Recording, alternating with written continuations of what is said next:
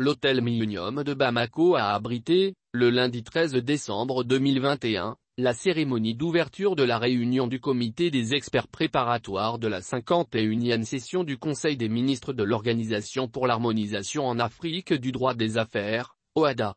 Cette cérémonie était présidée par Mamoudou Kassogue, ministre de la Justice, des Droits de l'Homme, garde des Sceaux de la République du Mali, président du Conseil des ministres de l'OHADA, en présence du secrétaire permanent de l'OHADA, professeur Emmanuel Sibidi Darankoum, du président de la Commission nationale OHADA du Mali, Fousseïen Itogola, des membres du comité des experts de l'OHADA et d'autres personnalités.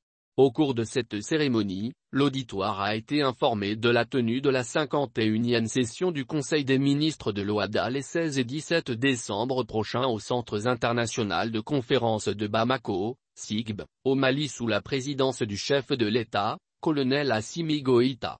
Dans ses mots de bienvenue, le président de la Commission nationale OHADA du Mali, Fousseïen Itogola, a fait savoir que la République du Mali est membre fondateur de l'OHADA. Elle a toujours participé aux diverses activités de cette organisation. Elle est déterminée à jouer, de manière active et efficace, le rôle qui est le sien dans le cadre de cette intégration régionale. Elle abrite la 51e session du Conseil des ministres de cette organisation internationale, du 16 au 17 décembre 2021, soit la deuxième de sa présidence au titre de l'exercice 2021. Cette 51e session du Conseil des ministres va donner un nouvel élan à notre commune organisation pour qu'elle demeure le précieux instrument d'intégration et de développement de nos pays, a-t-il dit.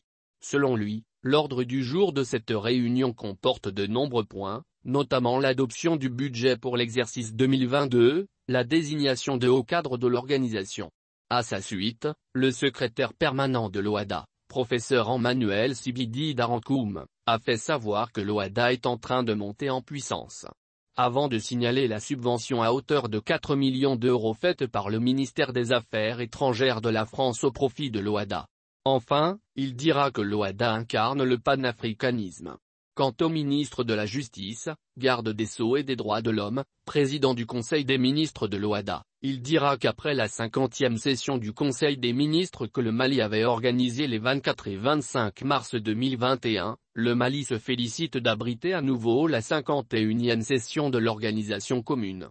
Selon le ministre, les experts sont appelés à mettre leur expérience au service de la communauté, en faisant des recommandations au Conseil des ministres dont la réunion s'ouvre dans quelques jours.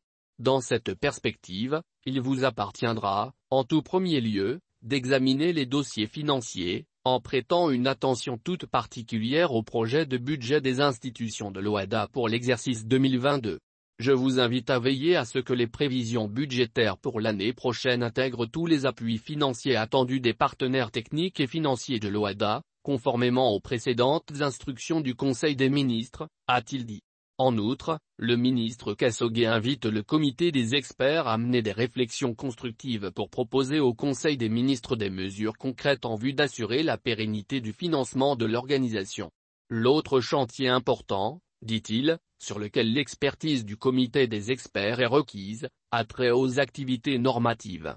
Il s'agit du rapport sur l'impact économique et l'uniformité d'applicabilité du droit OHADA, la révision de l'acte uniforme portant organisation des procédures simplifiées de recouvrement et des voies d'exécution, l'avant-projet d'acte uniforme sur les conflits de loi et la circulation des actes publics ainsi que l'étude exploratoire relative aux transactions électroniques, a conclu le ministre Kassogue.